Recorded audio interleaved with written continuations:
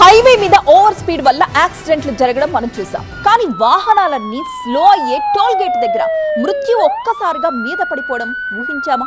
నిన్న విజయవాడ సమీపంలో Keesara toll gate దగ్గర ఒక ఫ్లై యాష్ ట్యాంకర్ బీభత్సం చూస్తే ఒళ్ళు గగురు పొడుస్తుంది.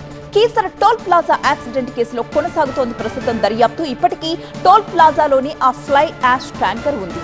3వ లేన్ కు అడ్డంగా పడి ఉంది సిమెంట్ యాష్ ట్యాంకర్. అన్లోడ్ చేస్తే తప్ప ట్యాంకర్ తొలగించలేము అని చెబుతున్నారు టోల్ ప్లాజా సిబ్బంది. మరొక ట్యాంకర్లోకి ఆ సిమెంట్ ఫ్లై యాష్ ని లోడ్ చేసేందుకు ప్రయత్నిస్తున్నారు. ట్యాంకర్ ఓపెన్ చేస్తే టోల్ ప్లాజా మొత్తం కూడా యాష్ తో నిండిపోయే అవకాశం ఉంది. పరిమితికి మించి హెవీ లోడ్ తో ట్యాంకర్ వచ్చినట్లు గుర్తించారు పోలీసులు. ప్రమాదంలో టోల్ ప్లాజా నిర్వాహకుల నిర్లక్ష్యం కూడా ఉంది అంటున్నారు పోలీసులు.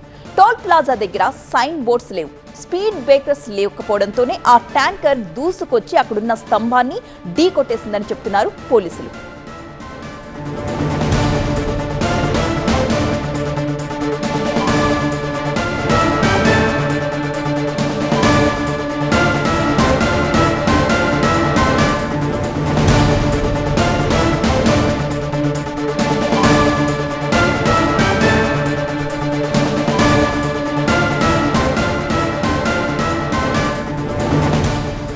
అక్కడి నుంచి దృశ్యాలు మనం చూడొచ్చు. టోల్ ప్లాజా దగ్గర ఇంకా ఆ ట్యాంకర్ అలాగే పడి ఉన్న దృశ్యాన్ని మనం చూస్తున్నాం. ఒక్కసారి దాన్ని అన్లోడ్ చేస్తే తప్ప మూవ్ చేసే పరిస్థితి లేదు అని చెప్తున్నారు. కానీ అది అన్లోడ్ చేస్తే ఆ ఏరియా మొత్తం కూడా బూడిదతో నిండిపోయే అవకాశం ఉంది అని కూడా చెప్తున్నారు. మరి ఇప్పుడు అధికారులు ఆ ట్యాంకర్ ని ఎలా అక్కడి నుంచి తరలిస్తారు, ఎలా అక్కడి నుంచి రిమూవ్ చేస్తారు అనేది మనం చూడాలి. ప్రస్తుతానికైతే ఆ ట్యాంకర్ అక్కడే పడి ఉన్న దృశ్యాన్ని మనం చూస్తున్నాం. అందులో ఉన్న ఆ ఫ్లై యాష్ మొత్తం కూడా వేరొక ట్యాంకర్ లోకి ఫిల్ చేయడానికి ప్రయత్నాలు జరుగుతున్నట్లుగా తెలుస్తోంది. కానీ అది ఓపెన్ చేసే క్రమంలో మాత్రం ఆ ఫ్లై యాష్ ఆ చుట్టుపక్కల ప్రాంతం అంతా కూడా అలుముకోవచ్చు అన్న సందిగ్ధంలో ప్రస్తుతం అధికారులు ఉన్నారు. దాన్ని అక్కడి నుంచి ఎలా తరలించాలి అనే దానికి సంబంధించి అక్కడ చూస్తూ ఉన్నారు అధికారులు.